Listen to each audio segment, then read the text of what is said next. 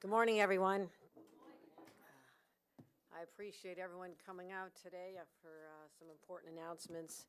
I want to acknowledge the presence of some individuals who I've come to rely on, my incredible dream team here. We have Commissioner Maria Imperial, the New York State Division of Human Rights, has joined us. You'll be hearing from her briefly in a couple minutes. Also, Commissioner Jackie Bray, Division of Homeland Security and Emergency Services. It is really nice not to see you in a winter coat with boots on. We were embedded for 5 straight days. The same with Acting Superintendent Steve Nigarelli from the State Police. Thank you for your work in so many areas, and we'll be talking about one that's particularly important today, as well as our Senator Anna Kaplan, and I thank her for her leadership in the legislature and sponsoring some important legislation that we'll be talking about today. I really wish we didn't have to be here today. It's heartbreaking to know that there are acts of violence and hatred that exist throughout our country and within our own city and our own state. Once again, we're having to respond to the presence of hate. And on Saturday morning, with assistance from our state police social media monitoring investigators, and I want to thank them. This is a group of individuals that I felt, particularly in the aftermath of the Buffalo shooting, that there's information that's being telegraphed on social media. The data points are out there. People are willing to put forth publicly what their intent is.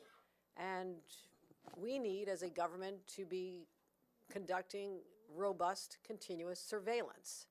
And so I took the steps to enhance our operations, adding staff, adding resources, which means money, to making sure that we are doing exactly that. And I thank the early warning system that was able to work with our federal partners and get to NYPD and the brave individuals at the transit police, the subway police, for all they did for when the MTA at Penn Station were able to help apprehend two armed men who had plans to mount an attack against Jewish people, and we knew that because of the social media posts they had. And then on Saturday night, Colorado Springs, hours before the Transgender Day of Remembrance, I'm sure that's not a coincidence, an armed individual with, again, a heart overflowing with hatred and a gun in his hand took the lives of 5 people and injured 25 others at Club Q, the only LGBTQ gathering place and nightclub in this particular city. These 2 incidences are painful reminders that there is a rising tide of hate in our country. And you don't have to go back that far in history. We're not saying you have to go back to the 50s or 60s to talk about what hate looks like. Go back to Charleston in 2015. Go back to Tree of Life in 2018. El Paso in 2019. And my hometown of Buffalo just 6 months ago, where white supremacists destroyed the lives of 10 of my neighbors. But almost as insidious, many communities in New York, particularly here in New York City, are experiencing the day-to-day instances of harassment and abuse, all because of their diversity. You know, a brick thrown at the window of an LGBTQ bar in Manhattan this weekend. Members of the Sikh community attacked in Queens. The rise in Asian hate across the city and state over the last couple of years, where we have white supremacists, right-wing extremists, and domestic terrorists trying to stoke fear in the hearts of New Yorkers. They want us to think twice about our safety before we worship, before we get on a subway, before we go dancing with our friends. But we know here in New York, it is this very diversity that has made us vulnerable to these attacks. But this is what has made us the most fascinating place on this planet. It's what separates us from the rest. It's more than something that just we celebrate, it defines us. And yet, these recent frightening attacks compromise that very sense of security that every single New Yorker is entitled to as a birthright. So it's not only the news-catching mass shootings, of which there were 600 nationwide already this year, involving guns, and we'll be talking about our efforts on guns in a subsequent event, which is forthcoming, because we've done a lot on dealing with guns in our state. But it's also the individual physical assaults, the verbal harassment, and these are the hate crimes that seem to be ever escalating. So I want to be clear that many of these attacks start out as seeds of hatred planted on social media. We've seen it over and over and over again. And they're planted by perpetuate harmful stereotypes and they spew hateful rhetoric. And these words reverberate in social media chambers, and people latch on to this. They normalize perspectives that should be otherwise viewed as abhorrent and dangerous. And as in the most tragic of circumstances, this hate leaves the virtual world, the social media world, and enters the real world. And that's when innocent people are harmed. It's not just anecdotal. Last year was the deadliest year on record for trans people. The Human Rights Campaign reported 44 violent deaths of transgender and non-binary people. Also, the Anti-Defamation League counted 2,717 anti-Semitic incidents across the country last year. Not over a decade, over the last year. That's a 34% increase from the previous year, which had also been a high number. Highest number since they began tracking in 1979. And according to the ADL, there were over 600 incidents of domestic extremism in 2021, more than half of which were motivated by white supremacy. So I'm going to leave it to sociologists to figure out exactly when the filters came off and these forces of evil were unleashed, whether it was the degradation of our political discourse that began in 2016, or was it the pressure cooker of the pandemic that has exploded, the lid blown off on what was normal acceptable behavior? But we can't ignore that there's been a loss of civility and respect of individuals, and that has been the collateral damage. And these possible sources cannot be accepted as excuses, but here we are. We have the power as individuals, as a government, as society, to pull back and say no more. And never forget that this is our city, this is our state, and today we reclaim both from the haters, the bigots, the white supremacists. It starts right here, right now.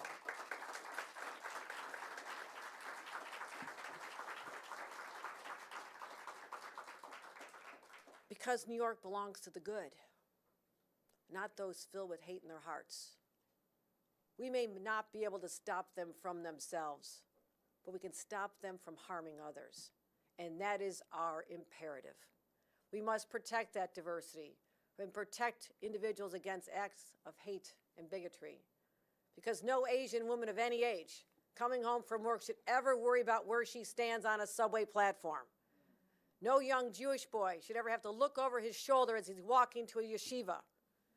No trans man or woman should ever have to fear for their safety or their life walking down their street or when they're in that safe space that they deserve. And no black New Yorker should ever fear going into a grocery store because of the color of their skin and becoming a target. No Latino man or woman should ever fear stepping foot inside a Walmart or a school, as happened in Texas. So, here's the question for all of us. What kind of New York do you want to be? How do we want to be known going forth this day forward? Today we're here to talk about what we're doing in state government to protect New Yorkers and go after individuals who want to do us harm. But in my opinion, this is also a call to New Yorkers. This is a call to all New Yorkers. Stand up and look out for each other. Stand up and look out for each other. You're seeing things, you're hearing things, you know things. Protect people even if they're in trouble, if they're a stranger, because here's the bottom line. This is somebody's mother. This is somebody's father. This is somebody that could be a member of your family, and wouldn't you want them to step up like the brave individual did at that nightclub, standing up and putting his life on the line? I'm not saying New Yorkers need to do that. But having that veteran step up and show us what raw, pure courage is all about is exhilarating in the knowledge that there are people out there like that who, in the circumstances they could never foresee in their wildest dream, stand up and do what's right. All of us have that capability in our hearts and in our souls. And I'm calling on all of us to draw upon that, to let people know there's more of us than there are of them. Far more of us than there are of them.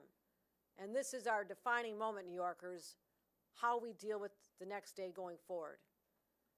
So this is emotional for all of us, for all the groups that represent, the individuals in this room. And I thank all the representatives here from every community, communities that have been under attack for far too long. the Jewish community, the LGBTQ community, Black and Brown, the Asian, AAPI communities. None of you deserve this. No one deserves this. We all have a God-given right to walk the streets, go where we want to worship, be safe in our homes, our subways, and in our clubs. That is a God-given right as a New Yorker. And we're here to protect that. So here we're putting words into action. This hatred, this violence will not be tolerated, not now, not ever. 6 months ago, after the mass shooting in Buffalo, I issued an executive order dedicating an established unit, a domestic terrorism unit within our intelligence center focused on social media.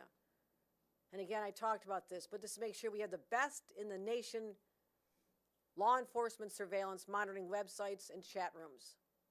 This is what law enforcement's doing. But ordinary New Yorkers are out there seeing the same thing. I want them to be part of our team. I want others to come with that early warning system when they see this or they hear someone in their school saying something. This is what red flag laws are also all about. We've talked about this for months. We beefed them up. We made sure that people who hear something can take action. I'd much rather be in the business of preventing crimes and preventing acts of hatred than trying to solve them afterward and dealing with people harmed or lives lost. I want to be in the prevention business. We've seen the results of this work, as I mentioned, what happened at Penn Station. Again, my gratitude goes out to our law enforcement, the vigilant people who work hard for us every day. Commend the state police, the MTA. But I'm here to say one thing. Domestic violent extremism is the greatest threat to our homeland security. I don't know if it's been said that bluntly before, so I'm going to say it again. Domestic violent extremism is the greatest threat to homeland security because it eats away at who we are. It normalizes behavior that's unacceptable. And this is when we say no, no more. So terrorism, local terrorism, and these are acts of terrorism, acts of hate crimes on our streets, prevention is our highest priority. Last month, we announced $9 million in Homeland Security grants for bomb squads, tactical teams, infrastructure protection, local government, cybersecurity, and more, and we're going to continue. We directed $10 million in state grants to support county governments. Again, I came out of local government. I know the limitations on local government. I can talk about how great the state is doing, but the localities don't have the training, the experience, the resources, and we're counting on them as being partners with all of us, so we're going to be helping them even more, helping local governments develop domestic terrorism prevention plans. Again, domestic terrorism is not always the mass casualty occurrence. It's not that. What we're witnessing every day is an insidious form of domestic terrorism when people are being assaulted or physically abused or verbally abused because of their identity. That's what I'm talking about here. We also launched the first state-based domestic terrorism prevention unit in our Homeland Security Division because we're going to continue responding to these events. I directed all counties, I mentioned the counties. All counties now have to submit a domestic terrorism prevention plan to our Department of Homeland Security by next month. And we're not just leaving them on their own, we're helping them. We're helping them understand what this is all about. Last Sunday, I asked Superintendent Steve Nigrelli to ramp up our surveillance for communities that are potential targets of crimes. And our counterintelligence unit is conducting outreach to LGBTQ communities in particular all across New York, as well as synagogues, other Jewish community spaces. And the work doesn't stop there. So today, I'm pleased to announce I'm signing 2 pieces of legislation. I thank our leadership in the Assembly, Carl Heastie. I thank Majority Leader Andre Stewart Cousins and their conferences for the work that they've done. And you'll be hearing from Senator Anna Kaplan, but 2 pieces of legislation that build on our hate crime prevention and education efforts. The first bill requires individuals convicted of hate crimes to undergo mandatory training in hate crime prevention. That was sponsored by Senator Toby Stavisky and Assembly Member Rebecca Seawright. And what this was before, it was optional. Optional. The operative word now is mandatory. No discretion. This training will occur. The second bill establishes a statewide campaign around inclusion, tolerance, and understanding of diversity. Senator Kaplan will be speaking about this, Member Assembly Chuck Levine. And both bills promote educational awareness, which is key, I do believe we talk about this, whether it's the Holocaust education, we want to make sure that people understand that diversity is something uniquely special. It has to be protected. And we all have a responsibility to make sure that those who may be influenced by these forces out there have the knowledge and the understanding through the educational means to understand that this is a path they should not go on. This is what we're trying to do, capture the hearts and minds before people are radicalized on social media and go down a different path. This is how we can work together to keep our communities safe from hate and violence. And again, I want to thank our partners from the legislature for their work on this effort, and we have much more work to do in the next session. I'm also pleased to announce that we'll be convening regional listening sessions led by senior members of my administration. We want to hear from all the communities. We don't pretend to have all the answers. We don't. All the organizations represented here today and others across the state have issues that we need to address specific to their communities. So this will be the first ever Unity Summit, first started in New York City. We'll bring together community, government stakeholders from around the state to affirm our stand against hate, violent extremism, and discrimination. We'll have everybody, government officials, advocates, community leaders, religious leaders, to help share practices, because I want this to be a national model. Why not New York? Why shouldn't we be the place that teaches the rest of the nation how you can do things differently? How you don't have to be passive. You don't have to be victims. This is how we're standing up and taking control of our destiny. And that's my expectation for this state over the next 4 years. We'll be having participants talk about their efforts to address hate crime and how we can support them as well.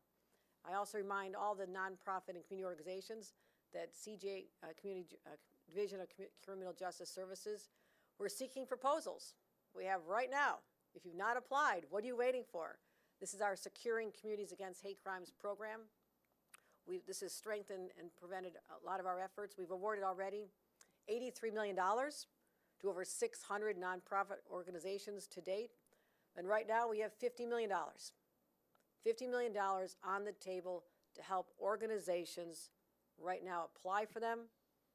These grants are available, and we expect to be able to fund an additional 1,000 new projects to enhance security, education, all the avenues that you think you can use this money for to protect the people you represent and educate the larger community abroad. We're extending that deadline to February 28th so the word can get out, but I also said I don't want to delay the grants until February 28th, so we'll make sure that that's done on a rolling basis.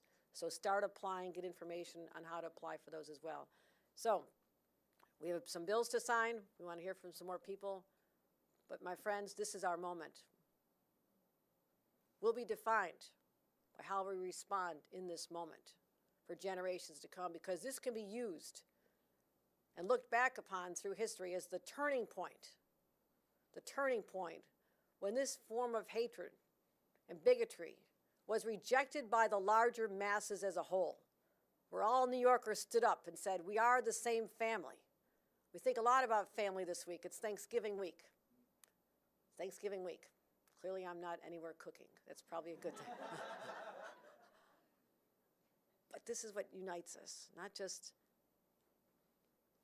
events like a Thanksgiving week where we talk about celebrating family, remembering those who are not with us, especially those we lost during COVID. You think about where we were 1 year ago, doing COVID briefings, when there was tremendous fear.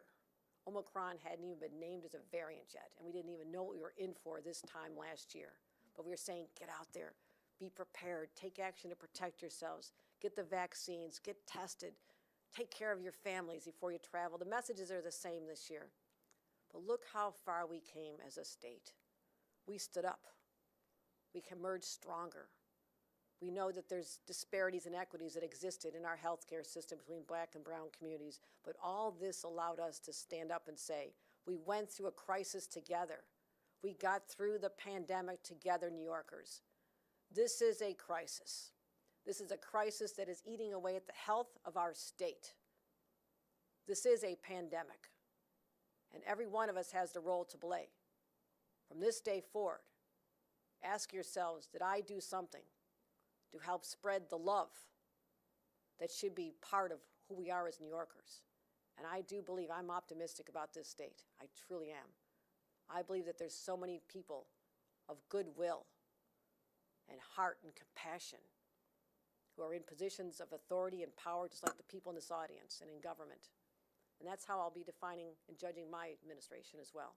Did we meet this moment with the strength, the toughness, the resolve that this moment calls for, but also balancing it with the heart and compassion for others? This is our moment. We are one New York. This is our state. The Statue of Liberty is ours. And I want to make sure when people come to this country and look at that harbor, that it continues to mean something. It continues to mean something as it has for generations. So I thank you. We'll go forth with the courage required of this moment. And I'll say one more thing.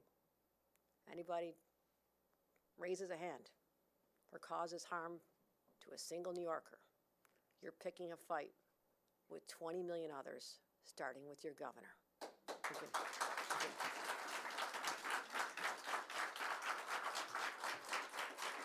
you. With that, thank you. Thank you. With that, I'd like to call up Senator Anna Kaplan and talk about the importance of the legislation that she had such an important hand in drafting. Thank you, Senator.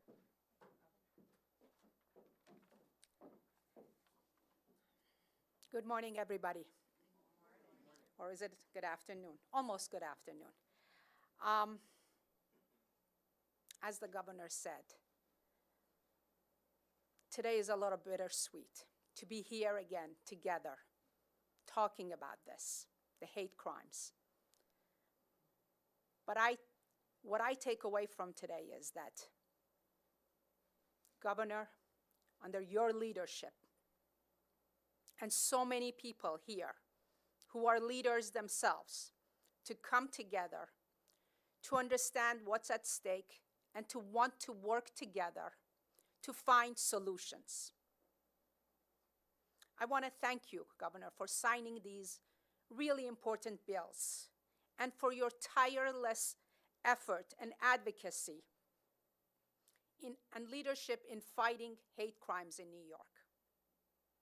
To me, as a Jewish political refugee, this is extremely personal. I fled a country of extremism. I saw firsthand how extremism took over our communities and then over our country. And we can never let that happen here in our state. We've had a very difficult week where we saw again another vicious attack on the LGBTQ community, leaving 5 dead and dozens injured. But I'm so glad to be part of New York State, a resident of New York State, and a senator in this state, because in New York, we have hope. Thanks to our law enforcement and the resources that were provided by our governor to our law enforcement, we saw a planned attack on Jewish targets and how our law enforcement dealt with it and prevented it. These incidents paint a desperate need for the state of New York to stand with the most vulnerable groups in our community. Not only in support, but with concrete steps meant to fight the scourge of hate crimes that are sweeping away our state and our country. Governor, you are right. New York has always been the leader. New York will always lead. And it's up to us to come up with ways to show that hate has no room in our communities and in our state. That our diversity is our strength. Our unity is what will get us through these difficult times. And that we all have to stand together and work together toward that goal. You, Governor, have demonstrated that words are not enough and that we are compelled to take action by signing these bills and establishing statewide campaign for the acceptance, inclusion, tolerance, and understanding our diversity and celebrating it. To fight hate, we have to have a multi-pronged solution, which will take all of us working together to accomplish. Law enforcement solution and giving them the resources that they need so that they could do their job is a very important step, but it's also outreach to different communities and making sure they are being heard and their voices are being represented. And, of course, education. I believe through education, we will get through a lot of people. And we need to make sure we use that as a very strong tool. This is how we fight the scourge of hate, and this is how we'll win in New York State. Thank you again.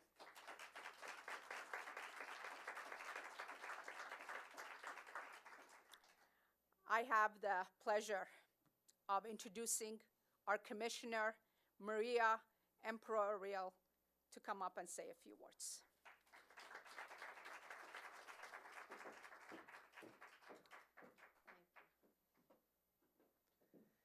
Saludos, and thank you so much, Senator Kaplan, and thank you, Governor Hochul, for your leadership and your efforts to combat hate. Our charge at the Division of Human Rights is to eliminate discrimination, remedy injustice, and promote equal opportunity, access, and dignity. And for me, as the commissioner, what I call the CODA, which is the promoting equal opportunity, access, and dignity, is the most important part of my job.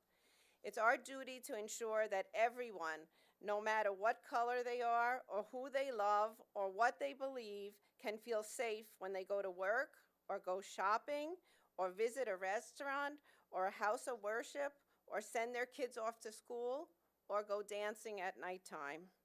Everyone should feel safe in their community and have an equal opportunity to realize their potential as New Yorkers. One way that the division carries out our charge is through enforcement, holding those who engage in discrimination accountable for their actions. However, to promote the CODA, equal opportunity, access, and dignity, we must do more. We must build stronger, more inclusive communities in our state that embrace diversity through education and outreach. This important legislation directs the division to launch a public awareness campaign to make a better, more inclusive New York a reality. Through building understanding and establishing greater respect for our neighbors, classmates, and colleagues, we can eliminate hate and bias from our state. The division will work with community and faith-based organizations, schools, and local governments to ensure that this message of accepting diversity and tolerance is spread far and wide. We are so grateful to Governor Hochul for signing this legislation, which will unite all New Yorkers against hate and make clear that hate has no home in New York State. I'm honored to lead this effort on behalf of the governor, and I'm so excited to work with all of you in the room and with our many partners in civil rights to move this campaign forward. So now it's time to sign some bills.